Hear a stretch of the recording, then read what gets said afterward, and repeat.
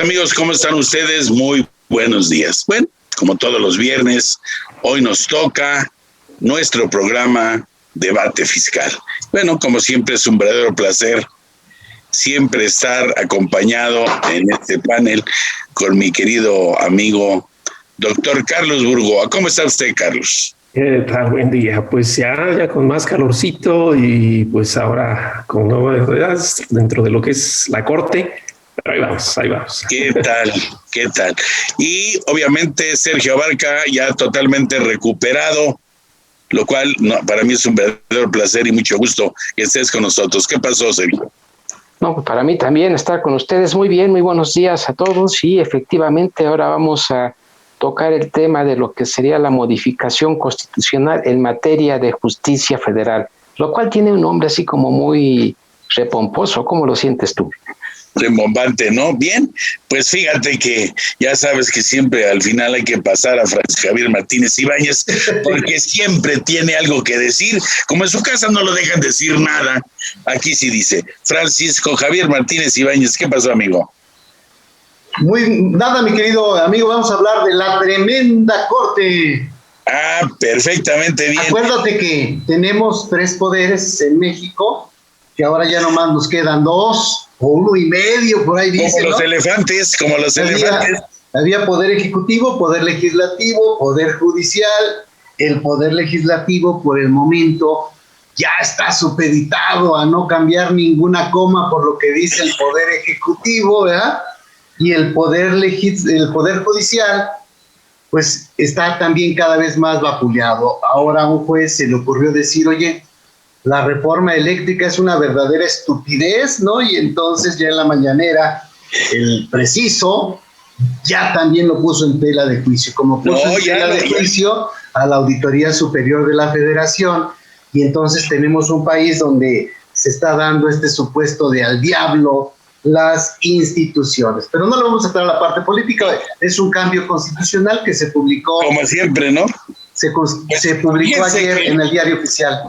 Ok, fíjense que hay algo que a mí me llamó mucho la atención porque, como tú bien lo dices, obviamente el poder legislativo está muy supeditado. Cuando traté de ver esto que es el decreto ley, dice que el decreto ley se produce cuando la Constitución autoriza directamente al Poder Ejecutivo para expedir leyes sin necesidad de una delegación del Congreso. En estos casos, el origen de la autorización se encuentra directamente en la Constitución. En México se exige que el Ejecutivo dé cuenta al Congreso, obviamente, de esta situación, pero también habla que es en caso extremo, en caso de guerra, por ejemplo. En casos especiales. Ahora que estamos todo el tiempo en casos especiales, y entonces, y además, si es preferente, hay 30 días forzosos para su su aprobación.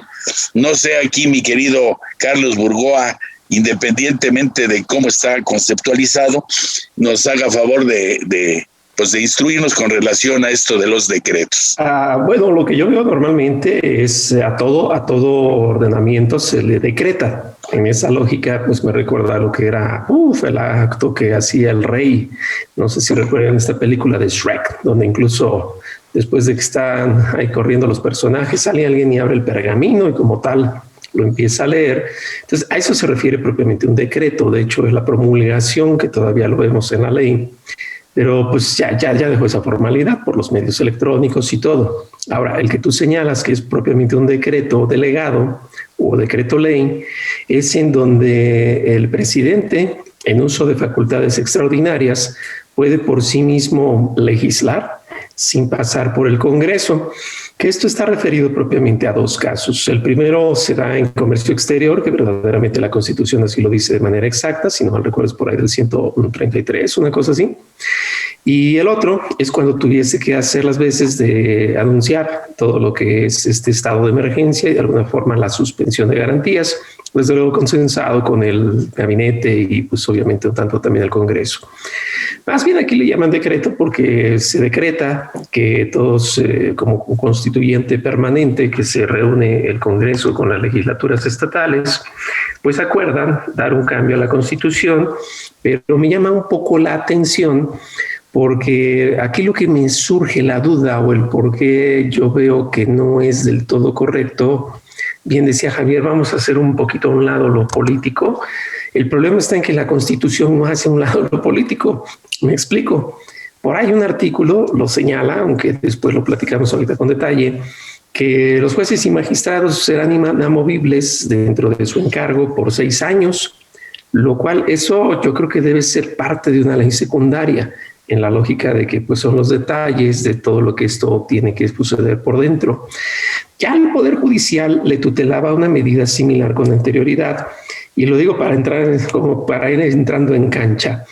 Cuando el presidente asume el cargo y dice que va a tener una idea de austeridad republicana, él mismo lo hace por una norma secundaria en donde señala que nadie tiene que ganar más que él, lo cual pues ya sabíamos y se refrenda, pero al único que no le pegaba era al Poder Judicial, porque desde la época en la que Ernesto Zedillo manda a hacer un cambio en el número de personas que integran la Corte, lo diré con el cariño, pero de alguna forma la idea que quiero mostrar es lo importante. De los 3 poderes, el único que por fuerza tiene que estar preparado es el judicial, porque un diputado no necesita una carrera universitaria, obvio representa al pueblo, y la presidencia, bueno, pues qué les puedo contar, después de 14 años alguien se titula y pues puede llegar a ser presidente, y no lo digo por el actual, el mismo Fox también tuvo esa situación.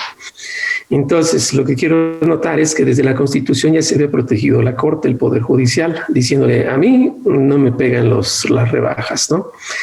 Sucedió lo que sucedió, ya vimos en las noticias y al final se desenvuelve, ¿no? Y hoy en día se vuelve a presentar otra vez en la Constitución. Y la pregunta es, ¿por qué en la Constitución? Diría mi tutor en Italia, Luca Bacelli, eso no le hace ver elegante a una Constitución, dado que le quita la esencia de norma superior. Ya de ahí vienen otros puntos que iremos comentando, pero de entrada es eso. Y yo no sé si esos 6 años de inamovilidad, en qué contexto se dieron. Quiero pensar, como lo decía Javier al inicio, por proteger a la propia gente, y no que fuera un regalito de quid pro quo al estilo las medidas que hoy en día podríamos esperar en cualquier país, no solo en México.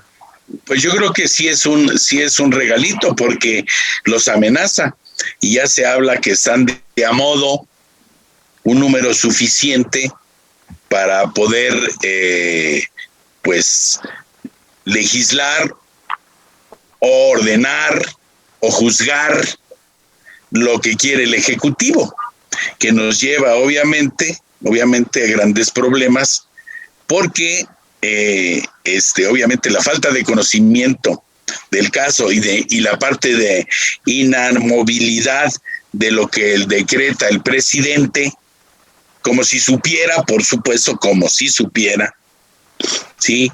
Una serie de situaciones que van, obviamente, que pueden ir en contra. Ahora, yo no sé, obviamente la procedencia la vamos a checar ahorita, la procedencia de dónde vienen estos cambios y qué tan trascendente es eso que quiere hacer. Ya lo hizo, ¿no, mi querido maestro? Ya se publicó en el Diario Oficial de la Federación. Teníamos, por ahí a mí me llamó la atención el que decíamos inicia la 11ª época, ¿no? Entonces nos decía Carlos, oye, es que la 10ª época se dio a partir de los derechos humanos y esta 11ª época, pues yo no sé cómo llamarle, una nueva forma de estructura de trabajo, la jurisprudencia por precedentes. ¿Cómo le llamarías a esta 11ª época, mi querido Carlos? Sin que sea grosería, porque ya ves que no lo permiten, pero digamos algún nombre que pueda ser más o menos entendible. Pues yo creo que le llamaría la 11ª temporada, ¿no? Así como la 11ª temporada de la 4T. Sí. Ahorita ya entró en vigor el decreto que se publicó ayer en el Diario Oficial de la Federación. En particular, hablando en números, se están modificando 6 artículos para efecto de lo que sería una reestructura en la parte de lo que sería la parte de la justicia fiscal federal. Pero a mí me llamó la atención en este sentido y relacionándolo con lo que están comentando. Ayer yo estaba en la parte de Twitter, estaba yo caminando, viendo algunos puntos y me encontré la cuenta, curiosamente, de Arturo Saldívar. Me llamó la atención, inclusive yo de ahí me enteré de lo que fue la publicación de la reforma, donde, déjenme lo leo en forma textual y a ver si en este caso, Carlos, o ustedes cómo lo sentirían en este sentido. Y dice, iniciamos una nueva etapa. Ya no lo sienten, mi querido Sergio. No, sí, perdón. Ok, voy. Dice, hoy aparece publicado en el Diario Oficial de la Federación la reforma judicial más trascendente desde 1994. A mí me llamó la atención en esta etapa. Dije, más trascendente fue la primera parte. Y dos, ya que me voy a lo que sería la publicación del decreto que entró en vigor el día de hoy, independientemente de que tienen un plazo de 180 días para continuar con lo que sería esta modificación. Entonces dice, iniciamos una nueva etapa en el Poder Judicial Federal para servir de mejor manera al pueblo de México. Y dice, punto y seguido, gracias de nuevo al presidente de la República, al Congreso de la Unión y a las legislaturas locales. Y esto vendría, entrando un poco más en materia, Carlos, creo que al final de cuentas, en este caso tú eres la parte que maneja la parte jurídica y este tipo de circunstancias más que nosotros. ¿Tú estarías de acuerdo con la afirmación de que es la más trascendente desde 1994? ¿Qué opinas tú? Pues mira, tomando en cuenta que no se habían dado cambios así como que tan grandísimos, pues claro, ¿no? Cualquier cosa sería trascendente. Es algo así como si comentáramos que no se había barrido la calle en un mes y alguien salió con la escoba, pues claro, lo más trascendente, sin desdeñar, ¿no? Lo que en sí mismo implica la reforma. Creo yo, salvo la mejor opinión de ustedes y desde luego el público que nos ve y que nos comparta comentarios, que no es un cambio sustancial, así de fondo, es un cambio formal. Formal porque habla del tiempo que van a durar ellos, de los tipos de jurisprudencia que se pueden dar, de quién la puede hacer valer, se actualiza algo por lo que es el Tribunal Electoral.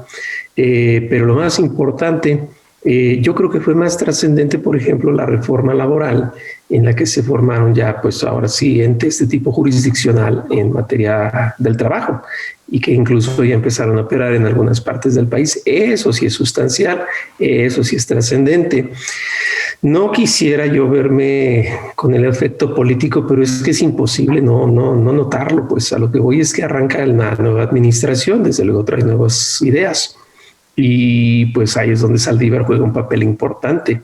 Recuerdo que dentro de todo el vaivén de estas actuaciones que tiene la actual administración, se generó la idea de si se iba a dar una consulta popular, no me acuerdo cuál era el tema de los expresidentes, ¿no? Y que un voto al inicio era no, y después como que hubo un descansito, promovido pues a lo mejor obligado, como sea por Saldívar, y pues yo creo que hubo cuchicheos, como decimos, en la mitad, y de repente siempre sí. Entonces, este vaivén de cosas es lo malo de que no podemos soltar a lo político porque lo político no suelta lo legal. Aquí creo que es muy evidente. No obstante, el cambio que yo veo, pues ahorita lo platicamos, es el de la jurisprudencia. Pero hay cambios muy sencillos, ¿no? Antes lo que eran los tribunales unitarios, hoy en día pasan a ser los colegiados de apelación. Antes lo que eran los plenos de circuito, ahora les llaman plenos regionales. Yo no veo que eso sea trascendente, ¿no? Si le cambio el nombre, pues... Es como si al SAT, ¿no? La administración local era desconcentrada. Pues eso no es trascendente, es algo que sabemos que pueden actuar en cualquier lugar, ¿no? Las funciones van a ser, perdón, te interrumpí, pero no. Las funciones y las actividades van a ser las mismas, ¿no, Carlos? Entiendo, a final de cuentas. Así es. Trascendente hubiese sido que se hubiese creado una corte constitucional al estilo europeo, o que ahora sí los pongan a estudiar bien y no un poquito regular para que sea al estilo constitucional legal, como lo es en Estados Unidos. México, desafortunadamente, me parece que no se acaba de definir, Pareciera a veces el caso de Miguel Bosé, ¿no? Que no sabemos si va a la izquierda o a la derecha, ¿no? Porque tiene una constitución de corte americana, en donde el control difuso se da a partir de los juzgados iniciales, pero aquí solamente es en el efecto de confirmar una inconstitucionalidad dicha por la corte, y en los Estados Unidos no. Allá cualquier juzgador puede por sí mismo determinar la inconstitucionalidad de una norma. Sistemas distintos. Pero vamos con ese punto, pero eso sí nos invaden temas como la negativa ficta y así. Casi todo de España. Yo no sé por qué España, lo digo con respeto a España, pero pues es que somos constituciones distintas. Y yo sé que en España se habla español y por eso todo el mundo que sale a estudiar se va a España, ¿no? Pero como que hay temas que creo que nos permean más por la vecindad que tenemos con los Estados Unidos, con Canadá, por el extremo comercio que se tiene hoy en día, también con la Unión Europea. Entonces, como que habría que ser un híbrido bonito, pero no es así. El sistema penal cambió al estilo americano, y eso me lo dijo en su momento el ex subprocurador en la reunión que tuve tenida en Washington. Pero estos cambios ya no obedecen a eso, y entonces ya no sé qué está pasando, pero bueno, esperemos se defina bien poco a poco. Pero y aparte hay otra cosa, ¿no? Yo no sé a quién le debemos de agradecer. Si sale un decreto por parte del Ejecutivo, él mismo se agradece, o a quién demonios lo agradece, digo, no entiendo. Se llama salamería. Perdón. Sí, tenemos que ir a corte y regresamos un poco para echarle una ojeada a estos artículos que cambiaron, pues el 94, 97, 99, 100, 105 y 107 de la Constitución. Parece que cada presidente que llega busca la forma de patear la Constitución, de trapear con ella, hasta encontrar para dejarla desconocida. Entonces, pobrecita de nuestra Constitución, tiene que estar aguantando a estos tipos, a estos tipejos, pero bueno, vamos a corte y regresamos. Bien, regresamos del corte, ya seguimos platicando obviamente de todo esto que nos está pasando con el doctor Carlos Burgoa. Bueno, pues vámonos rápido. Obviamente tenemos algunos saludos, pero hay uno que no puede faltar, Javier Hernández. Imagínate quién es, no sé quién sea Javier Hernández, pero saludos al super mega ultra doctor Burgoa, el mejor del mundo mundial. Ay, caray. No, ahí hay dinero. Mi querido maestro, Javier Hernández, es el Chicharito, trabaja en la banca en Estados Unidos. ¿Ya no lo sacan a jugar o qué? No, ya no. Bien, bueno, pues quedamos de analizar ahora la parte ya de los artículos que se están modificando y platicamos algo de la famosa jurisprudencia, ¿no, Carlos? Sí, bueno, yo a todos los que nos escuchan o nos ven, yo les comentaría, aunque en transitorio se dice que está en el artículo 94, la verdad es que lo van a encontrar en el 107 fracción 2. No sé por qué lo dejaron en 94, pero bueno, pues de alguna forma todo tiene que ver, ¿no?, con la interpretación. Habla de dos jurisprudencias, una ya la conocemos, que es la de reiteración, es más, lo refino un poco más. En la ley de amparo se prevén 3 tipos de jurisprudencias: por contradicción de tesis, por reiteración, 5 fallos en un mismo sentido, y hay otro que es por sustitución. Este es común en todos los países, cuando en una nueva consideración del tema y pum, nos la cambian, ¿no? Pero se habla uno que dice que la Corte, como Suprema Corte, pues, y ahí no me refiero al Pleno, sino toda la Corte, dice que es por precedentes, y esto es bien importante. Los precedentes es muy diferente a lo que fuesen 5 fallos, ¿no? De alguna forma, no sé si lo quiere alguien tomar como sinonimia, pero ese es un punto relativamente novedoso. No es el qué, sino el cómo se van a hacer.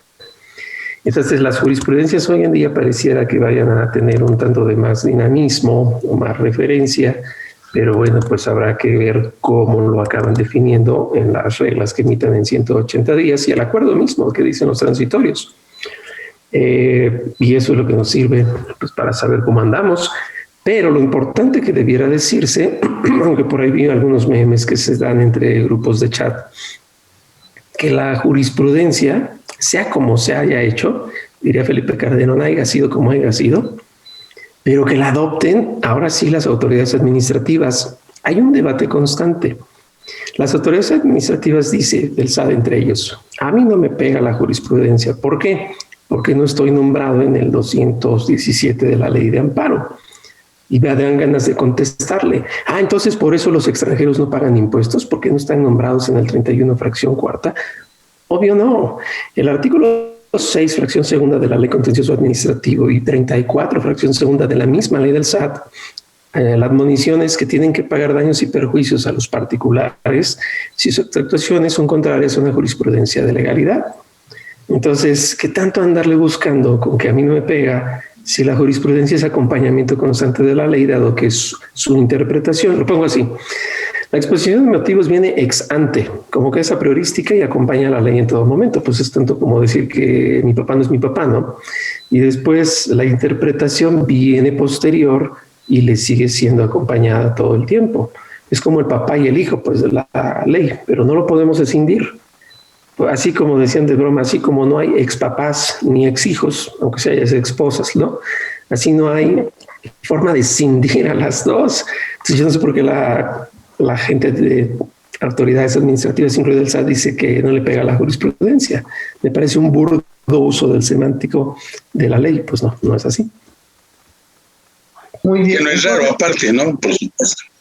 Jurisprudencia por precedentes, entonces dice, oye, se reúnen los magistrados, hay 8-0, ¿verdad? Parece México-Chile en un partido ahí medio malo, donde todo el mundo está a favor, y dice, bueno, como todos estamos de acuerdo en esto, ya no necesitamos que se junten 5 jurisprudencias, y ahora con esta ya se tiene una jurisprudencia por precedentes. ¿Sí lo estoy más o menos entendiendo? Precedentes exactos son asuntos que se están determinando. No sé si ustedes ubiquen en las jurisprudencias. Al final viene un montón de letras que luego a veces nos hace como que perder la noción, pero ahí dice precedentes.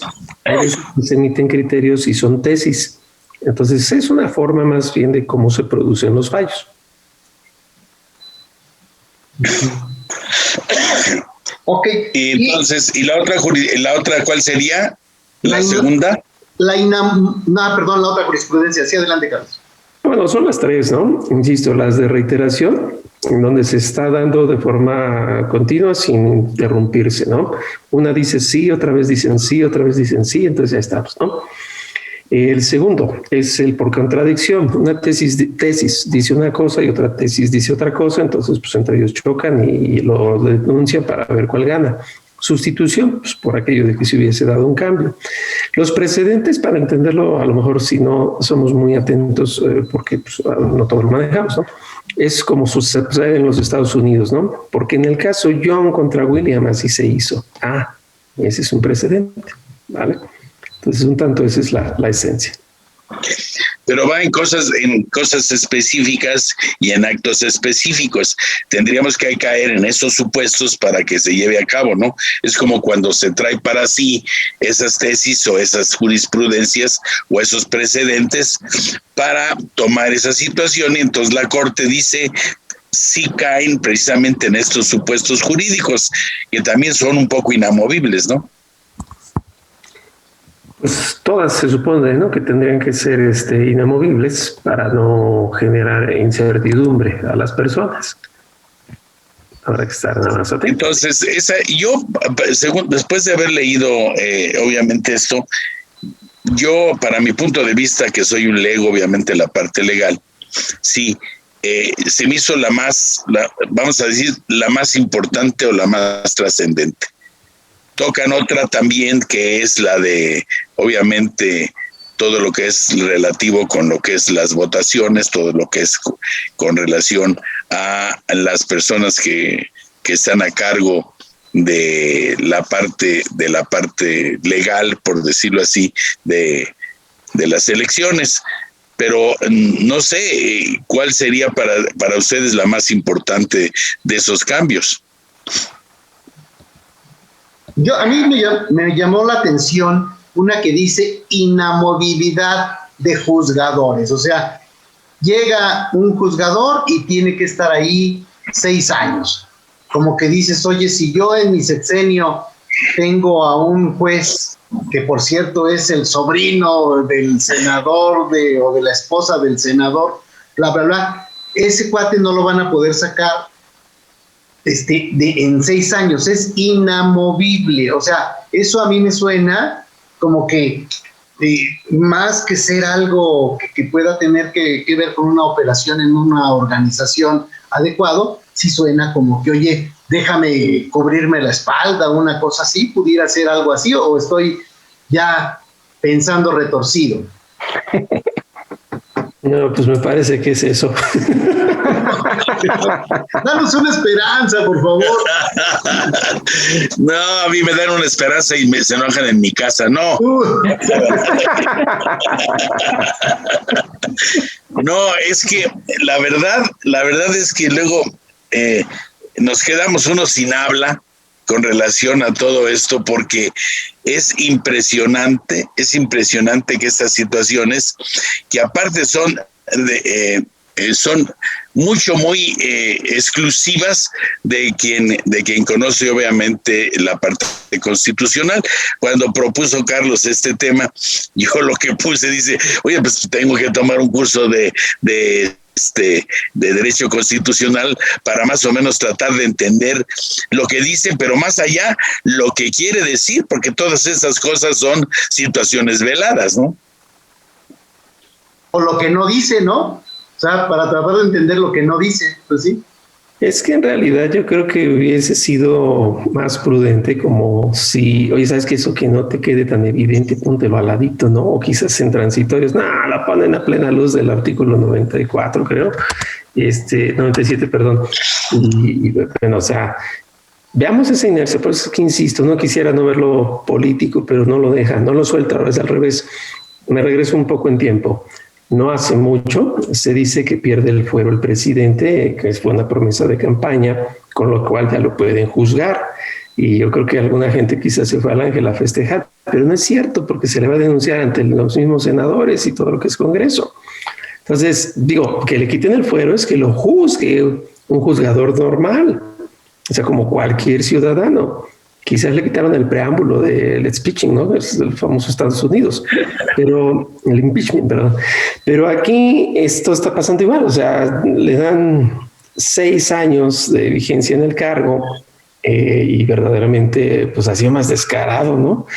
Que coincidan. Oye, ¿qué querías decir con un juzgador normal? ¿Me podrías dar la definición de un juzgador? Claro. Lo que pasa es que el Congreso, cuando juzga, usa extraordinariamente funciones constitucionales. Es decir, el legislador, lo suyo es legislar, pero excepcionalmente realiza funciones jurisdiccionales en el juicio político. Entonces, pues se entiende que está más aquí entre amigos, por pues lo que le pasó a Trump, rápido para dejarlo claro, ¿no? Si a Trump lo hubieran presentado en la corte, quizás allá en Estados Unidos mismo hubiera sido un resultado diferente. Pero pues por aquello de los inconvenientes, la política y la estabilidad del país y todo, pues aquí estamos igual, pues, ¿no? Ese suena como un buen ejemplo. Oye, todo lo que vimos con el circo de Trump, o sea, pues deja en entredicho la legalidad en Estados Unidos, país de primer mundo que gasta y tiene leyes y más leyes, pues es pura vacilada. Este tipo se los pasó por el arco del triunfo y les dio varias vueltecitas así como con una toallita, ¿no? Porque realmente hizo pedazos toda la forma en la que la legalidad, en este caso, por todo lo mal que hizo este señor, pues se vio mal, ¿no? O sea, se vio realmente mal Estados Unidos. Ahora, en México, pues como que queremos copiar ahí cosas y dices en la torre, o sea, ¿queremos copiar lo bueno o queremos copiar lo malo? O sea, tendríamos que estar revisando hasta qué punto estamos haciendo una mala copia de algunas cosas, ¿no? Pero de alguna forma al amigo el cumplimiento de la ley y al enemigo el estricto cumplimiento de la ley. Y obviamente hay una camarilla de amigos que se protegen entre sí porque van en fila. ¿Sí me explico? O sea, van en fila. Yo siempre he dicho que no es bueno señalar con un dedo porque te quedas con 4. ¿Sí me explico? O sea, no es bueno, porque decir yo nunca, eso tampoco también es una falsedad, pero no deja de ser tan ostensible a la vista o al conocimiento de hasta de una persona que no conoce el derecho en la forma profunda como este servidor, de darse cuenta que son demasiado tendenciosas las situaciones que se están marcando, ¿sí? Y que inclusive, aunque no se marcaran, también se están viendo, ¿no? O darle una legalidad a lo que ya sabemos. Ahora, si quisiéramos, perdón, Sergio, muy rápido. Adelante. Si quisiéramos pensar así como peatones, ¿verdad? Oye, hay una impunidad en México del 98%, simplemente el mundo de la justicia en México pues no vive aquí, ¿no? Tiene 2% de justicia y tan. Con toda esta serie de cambios, Carlos, ¿tú crees que por lo menos lleguemos al 3%? Pues no, porque no es de sustancia el cambio. O sea, realmente solo le da permanencia a las personas, se da una nueva forma de emitir jurisprudencia, la de precedentes, que pues como que es un tanto más ligera respecto de lo estricto que pudieran ser las otras. Y ya, pero el país es el mismo y lejos de ser el mismo, creo que con las políticas actuales se está dando un cambio que verdaderamente sí está revolucionando. Lo platicaba yo ayer en una reunión que me invitaron a un conservatorio tributario internacional. Por ejemplo, México se ve, en mi parecer, en la encrucijada de tener que lidiar con sus propias políticas y a la parte seguir perteneciendo a la OCDE. Les decía yo de broma que así como en el medio del espectáculo parece que está de moda ser gay, ¿no? Así está de moda en toda Sudamérica, tendencias socialistas, como que es la tendencia realmente sudamericana y americana. Obviamente los sajones nunca pensarán en esas ideas, pero entonces, ¿cómo lidiar todo eso? Ese es el efecto de fondo. Y yo no lo veo con esta reforma, más bien es de tipo estructural o funcional a lo mucho, pero nada más. Yo creo que aquí un poquito como el cuetero, si haces el cambio bien o mal, y si no lo haces también, creo, y lo pongo en la mesa con ustedes a qué opinan.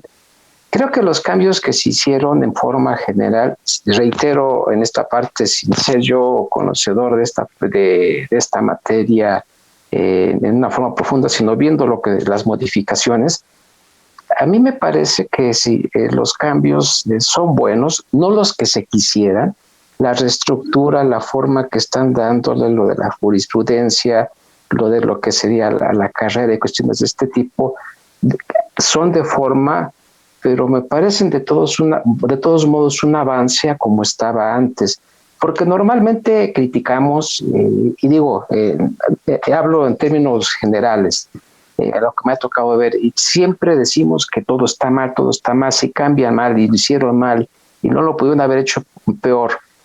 Pero en este caso, y sería mi punto, creo que sí hay una mejora, no la que quisiéramos, con deficiencias, pero, y ahora te diría a ti en forma directa, Carlos, ¿tú crees que está mejor? ¿Tú crees que es mejor ahorita como quedó o como estaba antes? Hablando de lo que sería el fondo de lo que estamos comentando. Yo creo que se actualiza. A lo mejor sería difícil decir mejor o peor porque al final se entiende que la justicia pues debía ser objetiva. Hay dos cambios que nos faltan comentar, los platico de forma muy breve. La acción de inconstitucionalidad. Esta acción de inconstitucionalidad nosotros la vivimos en lo fiscal cuando en la época me acuerdo era Vicente Fox, las gratificaciones de los servidores públicos, ¿se acuerdan que estaba exenta? No así la de los demás trabajadores. Y fue en aquel entonces el procurador panista, me acuerdo que incluso, a lo mejor me equivoco de sexenio, pero sí me acuerdo que es Lozano Gracia el que promovió la acción de constitucionalidad. Entonces es como el amparo, pues, pero promovido internamente. Se le da un refreshment, es la verdad, como que se le refresca y se actualiza un tanto con lo que tuviera ser los tipos de materia y los motivos de controversia. Y pues se le da juego, ¿no? Un poquito en las demarcaciones territoriales. Otro punto que veo importante es el famosísimo recurso de revisión. Este recurso de revisión, vamos a entenderlo así. Cuando un amparo no satisface el interés de quien lo litiga, inmediatamente procede a la revisión, siendo amparo indirecto, en donde arranca con un juez de distrito, como fuese el caso de la impugnación de leyes, como que es más que obligado ese paso. Pero el amparo directo, que es el que ya vengo de un juicio, pues hacemos de nulidad, pasar de ahí a revisión, entonces ahí es donde empieza un poco a ser más delicado. Y si dicen que tiene que ser un tanto con efecto de consideración, lo digo un poco discrecional de la Corte, así esto es verdaderamente relevante o no, en la lógica de que pues atañe lo que son los derechos humanos. Entonces, ahí es donde estamos atentos y pues desde luego la revisión en sí misma no era común, ¿no? Y con esto le dan un toque un poco más. ¿Saben quién se acuerda de la revisión muy bien? Del paso, cuando entra Peña Nieto y Felipe Calderón, ¿se acuerdan de la francesa esta? Pues ella inauguró la reforma de aquel entonces sin necesidad de que se hubiese promulgado. Entonces, esa es la revisión, ¿no? Ya te juzgaron los tribunales penales, te fuiste al amparo y hay que sacar todavía la revisión. Bueno, aquí ya nos la cuidan más.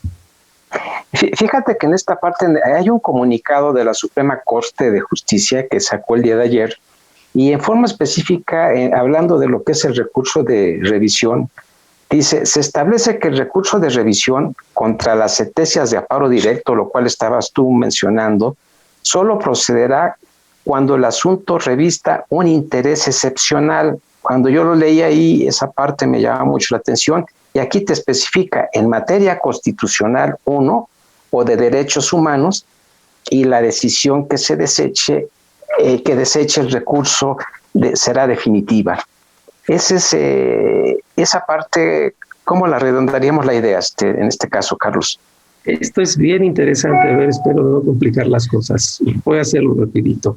La democracia en México, como siempre lo platico incluso en clases, se da en dos sentidos. La formal, que es el voto de la mayoría, y la sustancial, que se da con el cúmulo de principios. ¿Qué son los principios?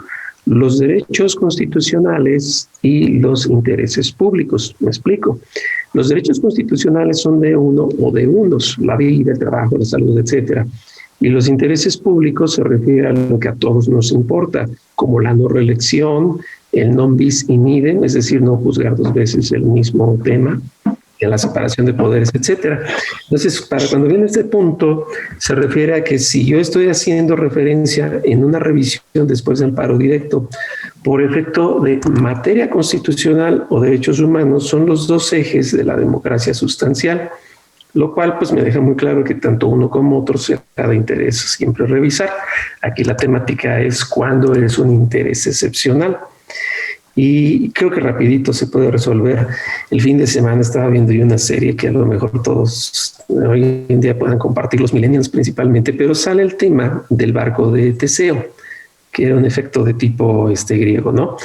Que si al barco lo están cambiando constantemente de las piezas, pese a que está en exhibición, sigue siendo el mismo. Bueno, de ahí sale una teoría de que hay elementos esenciales y elementos accidentales. Por ejemplo, elementos esenciales que Jesús mía siempre está de buenas, y accidentales que a veces se pone de rojo o de blanco o amarillo, ¿no? Lo que sea. Ese es el tema ahorita. El interés ordinario o el interés que tuviera uno siempre es el tipo de legalidad o de constitucionalidad, es la esencia del juicio. Si fuese un interés excepcional es porque no es la esencia de esa contienda. Pero a la par, aquí lo ponen en el sentido de que la Corte lo considera de interés porque pues atañe de forma evidente a todos. Creo yo que esta duda que a todos nos surge, solo es mi punto de vista, pudiera resolverse en tanto que la afectación es notoria. Y con eso a lo mejor salimos adelante, ¿no? Ok.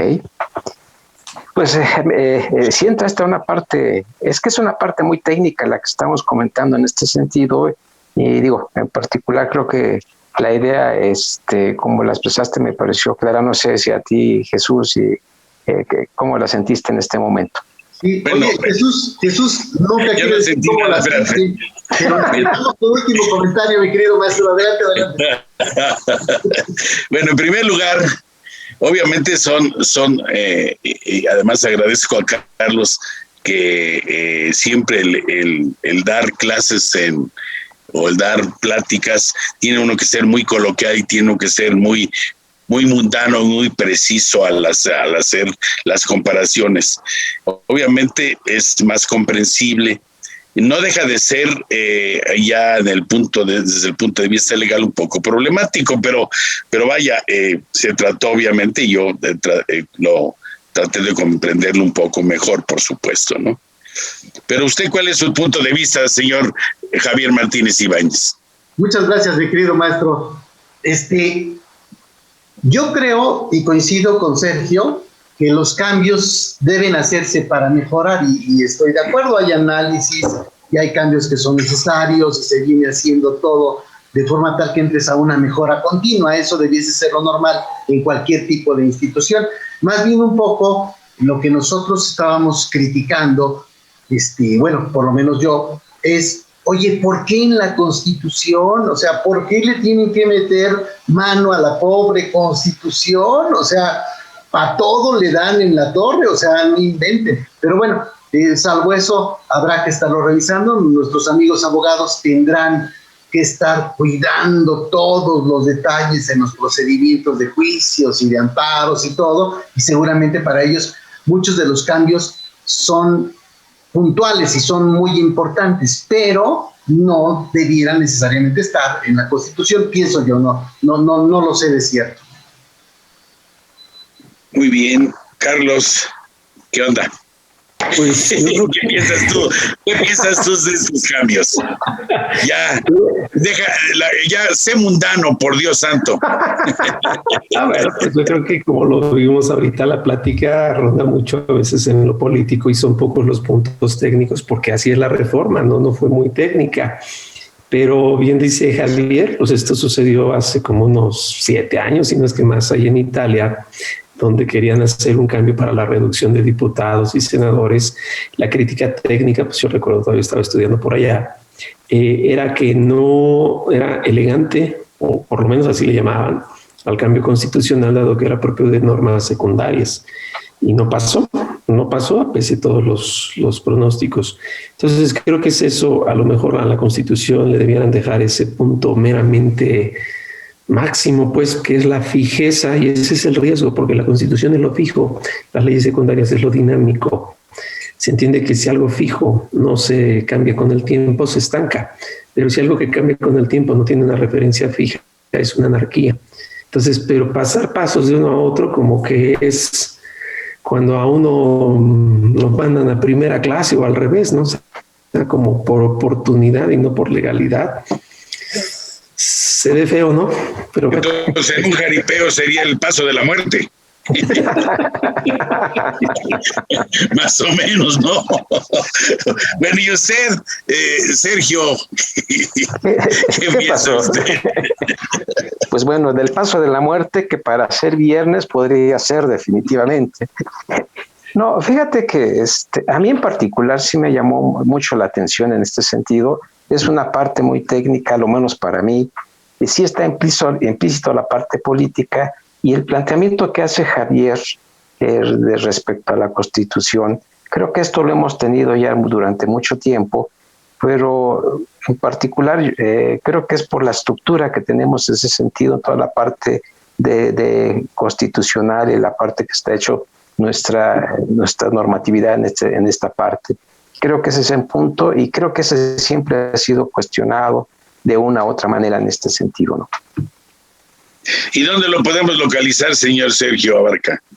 Qué solemne está usted, señor, pero con mucho gusto. Mira, el correo de un servidor es fiscosat-2010@hotmail.com. Bien, mira ya viste a Pancho, qué serie está. Ay, Francisco, por favor, como a ti no te tocó, ¿verdad? ¿Y en dónde te podemos localizar, Francisco Javier Martínez, para que también te toque? Yo estoy como Javier Martínez en redes sociales o en taxday.com.mx o en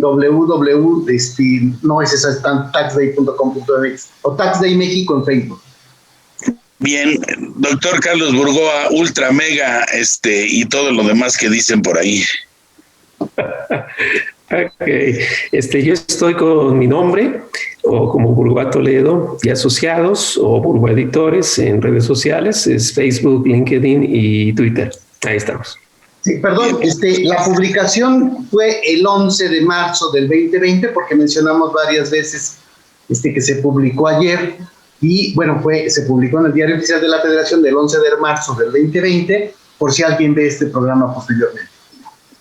Bien, bueno, pues su servidor hoy soy José de Jesús Millarufe, ahí me localizan en millarufe@yahoo.com.mx, obviamente en Arisbe Corporativo Jurídico Fiscal SC, que es la social, y bueno, como siempre, pues llega hasta fin este programa, agradeciendo obviamente a mis queridos compañeros panelistas, que hoy nos tocó a todos, por supuesto, gracias a mi querido amigo Sergio Abarca, y agradecer obviamente a todos los que ustedes que estuvieron con nosotros en la red. Es un tema que necesariamente es cultura y debemos de conocer todos, y esa es la idea de IMEFI. IMEFI es una institución que se dedica a la capacitación. Damos las gracias obviamente a la directora general de IMEFI TV, Jessica Reda Rentería, a la dirección de producción Luis Valiente, a la gerencia de mercadotecnia Nelly Bastida, y a todos ustedes obviamente. No se les olvide, nos vemos el próximo viernes en este subprograma Debate Fiscal.